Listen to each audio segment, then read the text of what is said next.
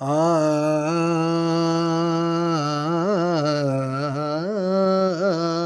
బయలందె బొట్టు సర్వము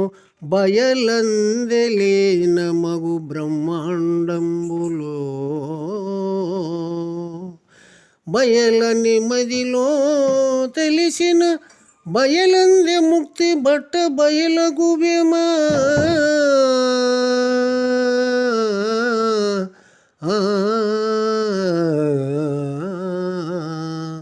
క్రిమి కీటక జంతు జాలములు నరులు పిండ బ్రహ్మాండములు సర్వము బయలులోనే పుట్టుచున్నవని ఉన్నంతకాలము బయలులోనే ఉండి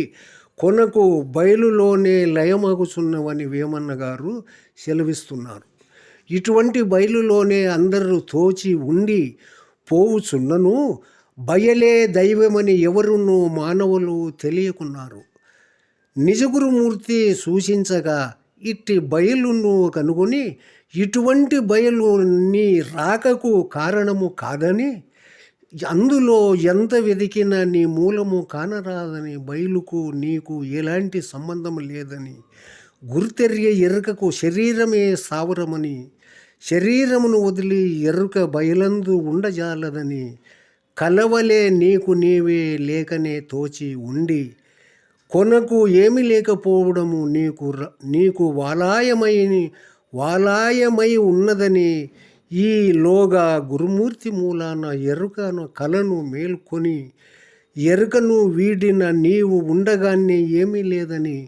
నీ మనస్సునందు దృఢపరుచుకొనిన అదే నిజమైన ముక్తి అని, ఎరుక అను బంధము నుండి విముక్తి అని, ఇట్టి గురుమార్గాన్ని వేమన్న గారు బట్టబయలు చేశారని భావించవలేను. ఈ గుర్తెరిగే శరీరము మునుపే, ఈ గుర్తెరిగే శరీరము రాక మునుపే నున్న బయలులో లేకనే తోచిన ఈ గుర్తెరిగే తనను తాను గని తన సంకల్పములో మంది ఉన్నట్లు వాళ్ళకి మంది పుడుతున్నట్లు తోచడమే గాని నిజానికి బయలుకు ఏది పుట్టడము లేదని ఇంకను చెప్పాలంటే ఈ శరీరాలు మూలము లేకనే ఎట్లు వచ్చినవో గురువాక్యము మూలాన అట్లే ఏమీ లేకపోవచ్చున్నవే గాని